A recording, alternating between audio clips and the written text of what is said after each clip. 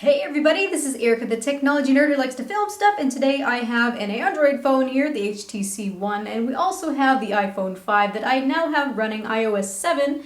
Now I've had a bit of time now to mess around with iOS 7, and it is at beta 2 now, so I want to take a little bit of time to talk about what's going on with iOS 7 and compare it a little bit to Android, so let's go and check this stuff out. One thing that people probably don't know about me is even though I really like Android, I have had Apple products for as long as I can possibly remember. Even my computer right now is a MacBook Pro. I do have Windows running emulated on there, so I can use both systems. But I have had Apple products for as long as I can possibly remember, and I've had my iPhone 5 since the day it came out. I started out being entirely devoted to iPhone. I swore by iPhone. It did everything that I needed it to.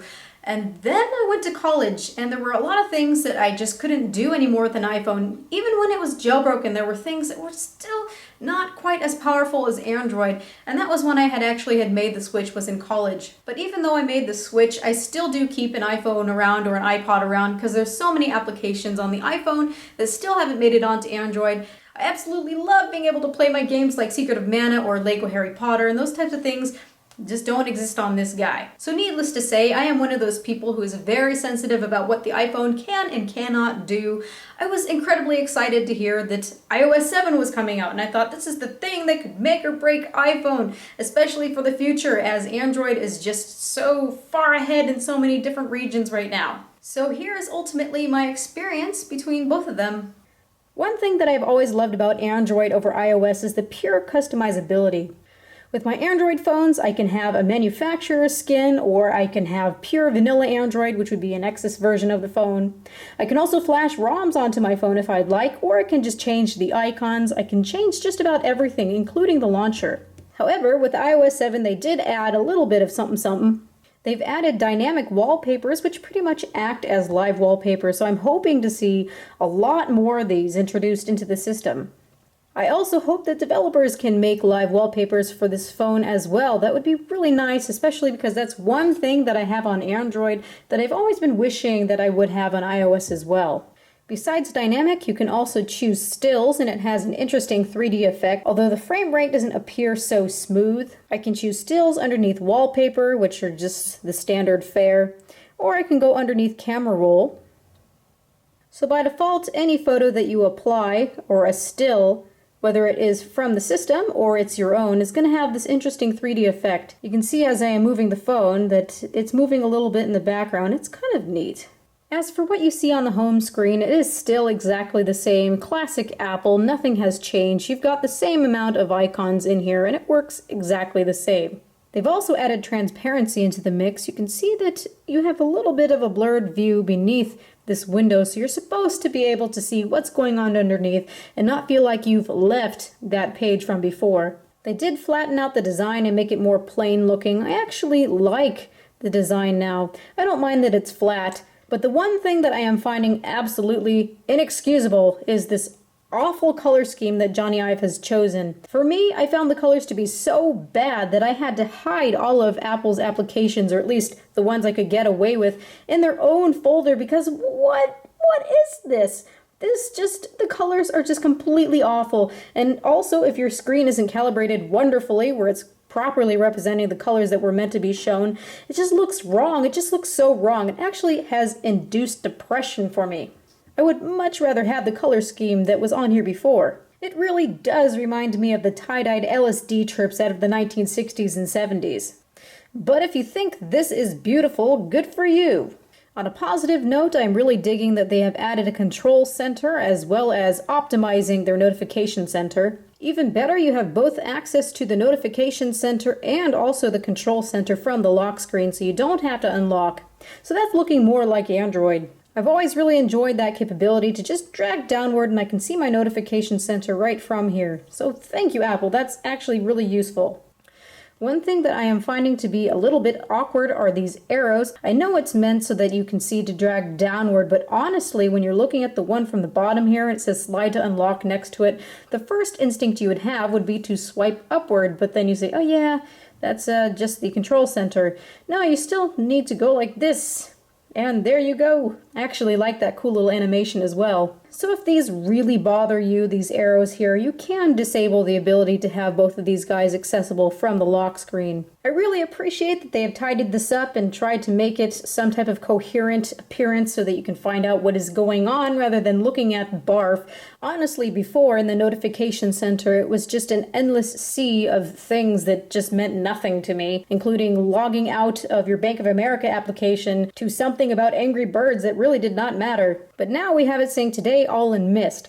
I find Mist to be a little awkward. I know they're going to fix this. This is a beta version for now. It's not quite working. For me, I would think that you're supposed to be able to see Mist phone calls and other things under here, but right now it's just showing emails, and when I click on the emails, they're not disappearing. They're just continuing to show up under Mist. So again, this is a beta version, but under Mist, you should be seeing any type of Mist notifications that have occurred within the last 24 hours. So that's one thing to say about getting a beta version, is that a lot of things are kind of buggy, so only take this with a small grain of salt. We have all, which would be all notifications. It kind of reminds me of that barf center from before. And we also have today. So like Android, you do have access to the date from this notification center. You also have access to see the weather right from here, which is nice because we all know that the weather icon just shows nothing. I also like how you have access to events from your calendar from today and tomorrow. That reminds me of what you see in the notification screen on Android. If you have Google Now enabled, you are able to see any type of events that are going on within Google Now. It will remind you of certain events in your calendar. One thing that is really bothering me about this, and I hope they fix it, is that when you look at calendar, it will show things like appointments that are happening at a certain time that day. Just say that you have to go to the doctor at 5 p.m. It'll tell you at 5 p.m. there's a doctor appointment. But if you have in your calendar an all-day appointment, for some reason it doesn't show up. So if you need to make a payment that day, for instance, it doesn't tell you in here, make a payment. It really should say right here, make a payment, and then down here it should tell you time-sensitive appointments. So I really hope that they fix that one because that's just awful. That brings me to the calendar application itself. They really bragged about this, said it's cleaned up, it looks really nice, but I actually think that they broke it. I hope they fix this as well. I remember distinctly when I would open up the old calendar application, if there was something going on that particular day or sometime in the future, it had some type of a mark letting me know to look at that date. But now there's nothing. I have all kinds of appointments and payments and things I need to make, and it's no longer available in this view. However, if I turn it to landscape, suddenly they all appear. That's just not acceptable. If you want to see what's going on a particular day, it looks like you actually have to tap on that day, and it gives you an opened up view of all the things going on. Like, for instance, yesterday. It didn't tell me of all these things that are there. Check that out. Do you see anything under 3? No, I don't. That's really not okay. One thing that I like about Apple's Notification Center over what Android has is the ability to go under Notification Center under Settings, and then you can choose the behavior for individual apps for notifications. I think that Apple makes this a little bit easier than what we have on Android. Sure, if there's an application that's showing up inside of notifications and you don't want it to be there anymore, you can simply hold it down. It's going to say App Info. It's going to take you right into it, and then you can just uncheck Show Notifications and it will no longer show up in there. But this seems to be something that you have to do individually for every single app. Whereas on iOS 7, you can easily see your notification applications that are compatible with the Notification Center, and then you can control what they're allowed to do from here. Such as if I click on Bank of America, I can decide if I want it to have a badge on its icon. I can choose for it to have alert sounds. I can decide if it shows up in Notification Center. I can decide if it shows up on the lock screen. And I can choose to say how exactly I want this notification to be carried out. Whether it's nothing, a banner that will show up here just for a few seconds inside of this bar, or if it will show up as a box alert. So I find that to be really nice that I can go through this list and turn things on and off at will without having to go into every single application to decide what they're allowed to do. Moving on to the control center, I think this is awesome. This is just really nice. On Android, most phones will have some type of a control center under the notification bar, such as on the Galaxy S4 here. On Vanilla Jelly Bean, you have the ability to get to your quick toggles. Now that is done by taking 2 fingers and dragging downward, or taking 1 finger and just clicking on the quick toggle section. Of course, all of this can be done from the unlock screen, which just makes it a huge bonus, so bam, there you go. So from here you have access to airplane mode, which allows you to turn off all radios in case you need to be on an airplane where they require all radios to be off and you just want to simply use it as an iPod or game player. You've also got a Wi-Fi toggle, a Bluetooth toggle, you've got the Do Not Disturb toggle. So if you don't want to receive any phone calls, you don't need to go and turn on the setting inside of settings. You can just hit Do Not Disturb and it's activated right from here. How nice is that? And you've got a rotation lock. Also, you have the ability to control your brightness from here as well. That's awesome. I really like this. The one thing that I'm not liking so much is that they haven't included an auto brightness toggle. That would have been nice, not entirely necessary, but I can see times where I'd actually really like that. Such as if I was watching a movie and I wasn't really liking where the brightness was. So then if there was an auto brightness toggle, I could simply pull up my control center, turn off auto brightness, and just manually control it. And then I could go back to watching my movie without leaving that screen. But no, I have to go out into settings and turn off auto brightness, then go back into my movie. So I think that the auto brightness toggle would have been just slightly useful. You have the ability to control the iPod on here, also your volume, you have access to Airdrop, AirPlay, you have a nice little flashlight now. I've been hearing jokes about, oh, what's going to happen to all those people who developed some type of a flashlight application. They're kind of out of business now. You have access to your alarm clock from here, which is a plus.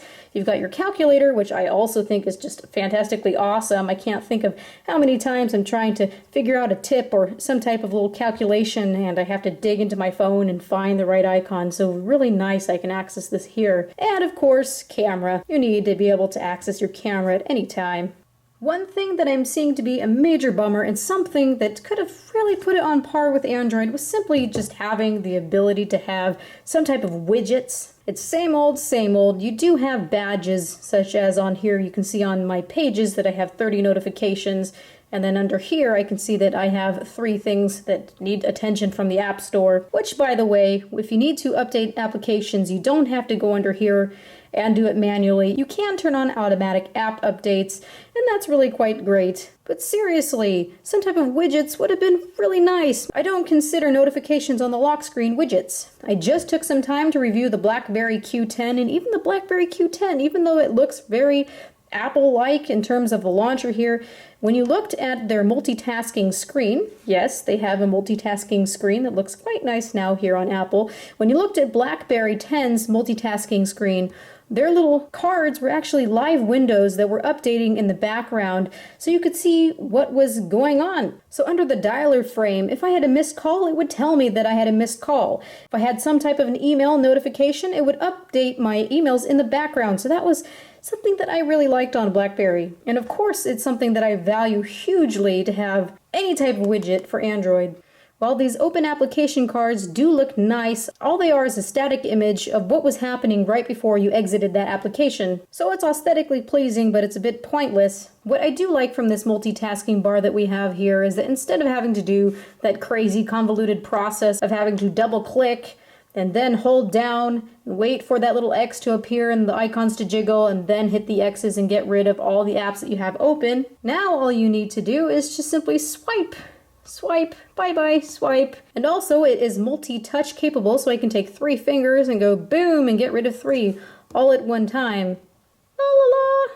I do really like what Apple has done with taking steps towards multitasking. Yes, things actually do multitask now. As everybody knows, Apple is a company who comes last to the game because they want to get things as what they call perfect. So for multitasking, they know that it's something that really can tend to drain battery life, so they've done something that's a little bit intuitive for multitasking that can hopefully let you multitask and not kill your battery at the same time. Apple wants all of the applications to multitask intelligently, so one of the things that they have done is they're now using intelligent scheduling. So for example, if there's applications that you use all the time, like social media stuff like Facebook and Twitter, the system is going to recognize that you use those all the time and it's going to give a priority for updating those. So if it's something that you use frequently, it's going to update more frequently.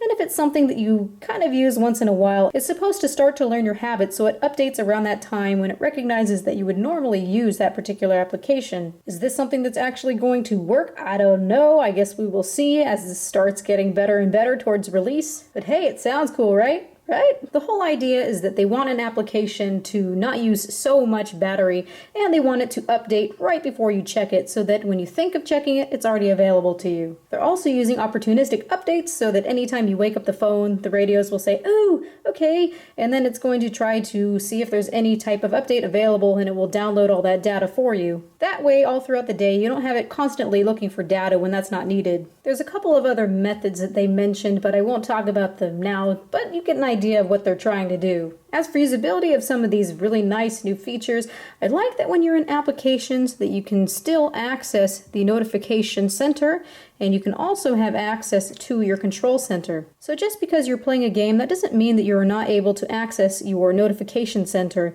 What it's going to do is actually pause the game in the background, and then when you go upward again, it will unpause it for you. Ooh, that's a little tragic. I feel that they've taken that inspiration from Android. This is something that's been available for a very long time. But for Android lovers, I'm really starting to see some features that maybe might have you thinking that iPhone isn't so bad. I also like that Apple has changed the way that you're able to do universal search or spotlight search. So before you had to scroll all the way over, and finally at the very left-hand side you'd be introduced with the universal or spotlight search, and you could type anything in there and it would search everything from your application list to your emails. But that was a little bit annoying to have to always go all the way to one particular place. Now in iOS 7 you can easily just do this. Ta-da! You can see that you are presented with your universal search no matter where you are within the launcher. Also, the keyboard is this interesting new transparent thing. I do have to note that in some applications you don't have this updated keyboard, so you will see the old keyboard in places. I'm sure that will phase out over time. But this is how this keyboard looks. It's interesting. Again, it has that motif of seeing what's going on in the background so you don't lose the feeling of being in that particular place you were before. It's very trippy, like drug trippy. So search works as well as it always did. Angry Birds, and then other things.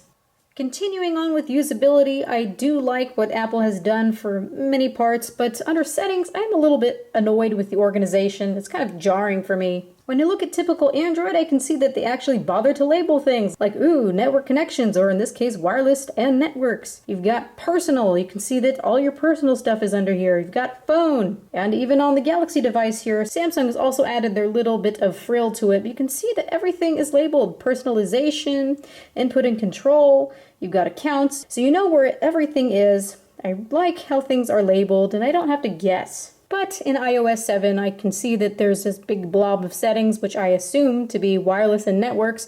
Then I see this other big blob of settings that's not labeled. It looks like it's probably for notification stuff. Then you can see there's this place that looks a little bit miscellaneous. It's probably general settings. Then there's stuff that looks like it's probably all Apple applications. And then you have various controls for other installed applications. So at least they group them together, but it took me some time to figure out what was going on exactly. Take privacy, for example. Who knew that location services or GPS geotagging would be found underneath there? I guess it makes sense in a way, but if you're coming from another system, it's going to have a little bit of a learning curve to understand exactly what's going on within this settings. This brings me to the camera application and the fact that if I want to geotag something so that it categorizes everything underneath my albums, there's no place in here or setting for me to select the ability to turn location services on or off, and it doesn't prompt me either. That's something that I have had in Android forever. If I take a picture, I have the ability in settings right from the picture to be able to turn on some type of geotagging. I mean, how hard is that? Also, I find this interface to be a little odd. So here we have portrait mode, and if you turn it, you can see that now in landscape mode, I guess Apple decided that this looked kind of awesome or something, but having to turn my head sometimes to read what's going on is not so favorable to me. Oh, come on, Apple. You could have at least had the time codings be in the right direction. At least you have the reverse camera and flash on and off in the right orientation. They have added the ability to get to your HDR right from the interface, which is nice, although it's a little dim and hard to see. So you can have a 1:1 aspect ratio for something like Instagram, or you can have the regular 4:3 aspect ratio, and then you sweep over and you can get to your video as well. Your gallery is easily accessible right from the app. Go ahead and touch on it, and it brings you to all your pictures. So here we have collections underneath your photo album or photo gallery, where you can see ease of use of geotagging is quite important. So here is Chambéry, that's where I am right now, in France. Once I did figure out how to turn it on, it was quite nice. All of my pictures that I will take from now on will categorize themselves based on where I'm located. For the photo album, I do think this organization is nice. So here we have collections by years and location. You can then go inside that particular year and look at months. This would have been June. And you can see all the things that went on during different days. I also like their new preview mode. So if you're under years, under collections, and you hold down on the photographs, you can see the little thumbnails of each of the individual pictures so that you know what exactly you're looking at. A new feature with the camera that I really like, but I'm kind of laughing at, is this filters area where you can choose lifetime filters like black and white or grain or whatever. It's funny because I had one of those iPod Nanos, you know, the 5th generation one? The 5th generation one had a lot of cool settings for that really small VGA camera, and it took them this long to introduce this. I do like this new editing feature that they have added once you've taken a picture. You just hit edit from the gallery. You're able to turn the image. You're able to auto-enhance the image. You're able to add other filters. You've got red eye and crop. Nothing too advanced, but at least it's there.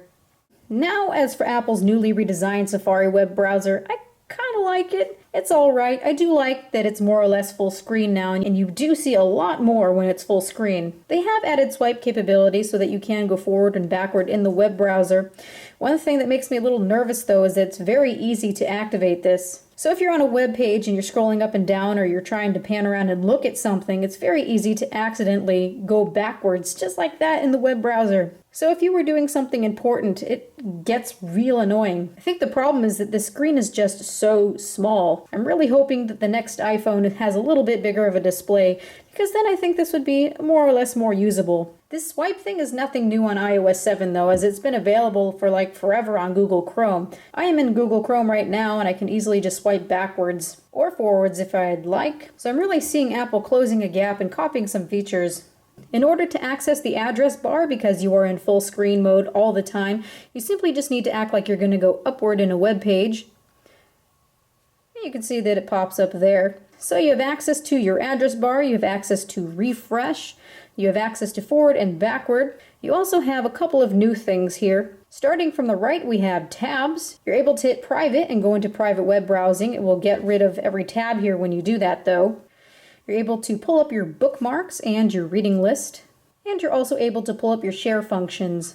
You can see you have access to Airdrop, Message, Mail, Twitter, Facebook, and then you have all the old stuff like bookmarks, add to reading list, add to home screen, copy, print. I do like how this is laid out. I think that it's actually quite useful.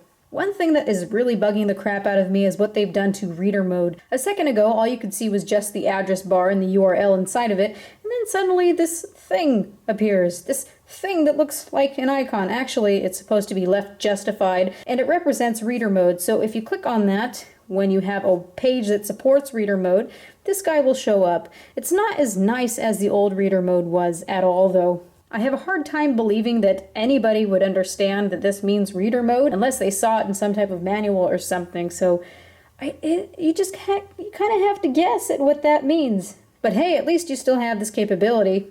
As for Apple's new email application, I do like the new feature that they have added, although it's a little bit of a ripoff from the mailbox application.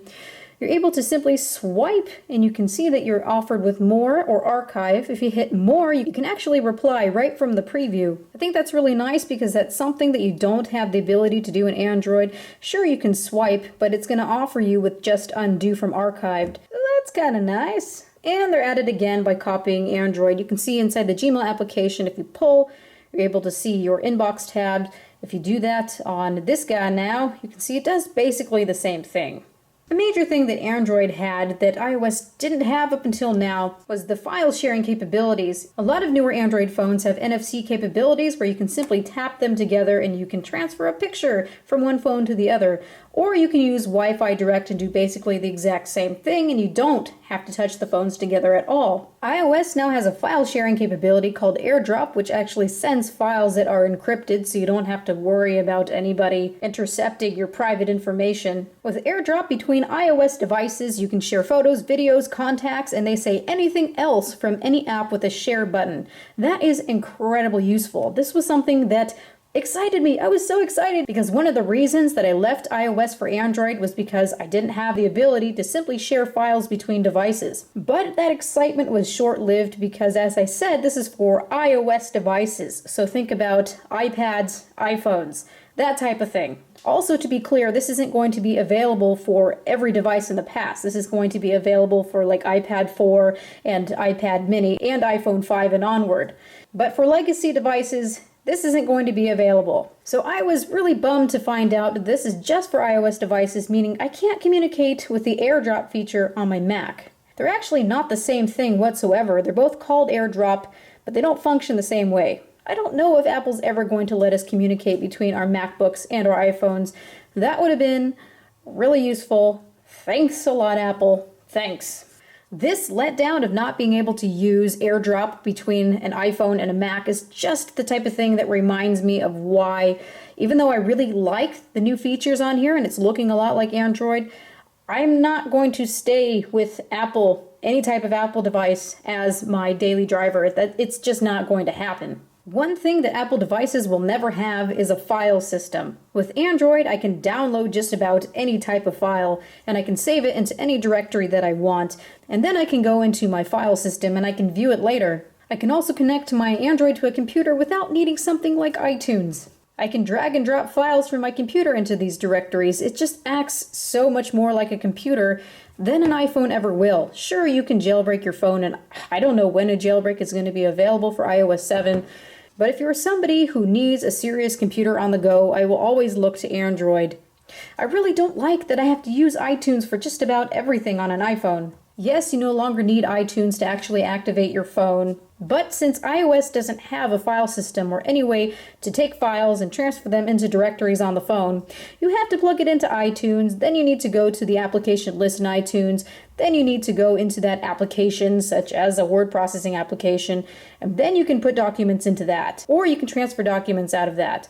The same thing goes for certain types of movie files. I really like that I'm able to actually watch MKV type video files on the iPhone now, but I have to go under iTunes, I have to find the application that lets me view those MKV video files, I have to take my MKV video file, drag it and drop it into that application folder inside of iTunes, and then it will be on the phone, all because there is no file system.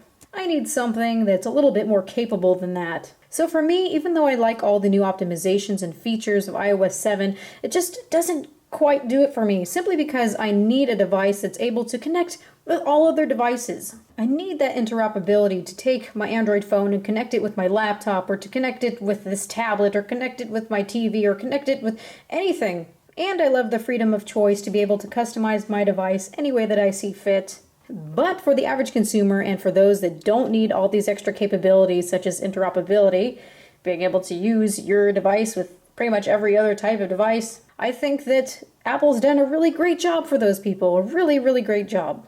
Now hopefully we can just get them to make a bigger screen. So thank you everybody for watching. This has been Erica, the technology nerd who likes to film stuff. Please rate, comment, and subscribe. Also, please visit my brand new website, angeloftech.com, where I have a forum and you can ask questions there. Go over and visit my forum and ask it in there, because then I have a chance to really interact with you. So I hope this little review is both insightful and entertaining and helps you understand why I like Android and what I think about iPhone, and hopefully it helps you decide which mobile operating system fits for you. Have a good night. Bye!